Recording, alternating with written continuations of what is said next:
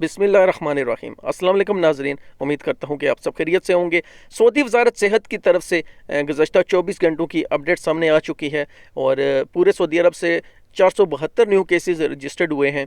अगर हम शहरों की बात करें तो सबसे पहले रियाद से सबसे ज़्यादा केसेस जो है वो रजिस्टर्ड हुए हैं, 118 सिर्फ रियाद से केस रजिस्टर्ड हुए हैं।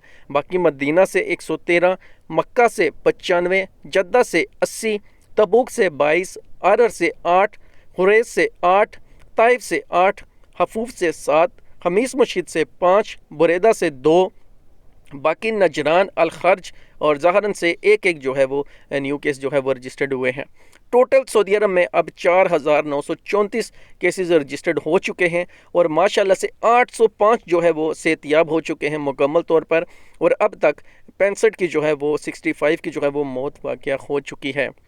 सऊदी वज़ारत सेहत की तरफ से ये डिटेल सामने लाई गई हैं और आप सबसे रिक्वेस्ट करता हूँ कि अपने घरों से मत निकलें जब तक कोई एमरजेंसी ना हो। अपना ख़ास ख्याल रखें, और जो आप अगर रियाज़, मक्का, मदीना और जद्दा में हैं तो बिना किसी एमरजेंसी के हरगिज़ जो है वो अपने घर से बाहर मत निकलें, क्योंकि आज 13 अप्रैल से सऊदी अरब में जो है वो और ज़्यादा सख्ती कर दी गई है।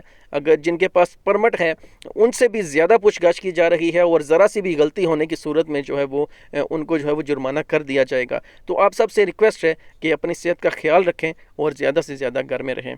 सऊदी अरब की मज़ीद डेली अपडेट्स के लिए हमारा चैनल लाजमी सब्सक्राइब कर लें, बेल का बटन लाजमी दबाएं और वीडियो को लाजमी लाइक कर लें। मिलते हैं नेक्स्ट वीडियो में। अल्लाह हाफिज़।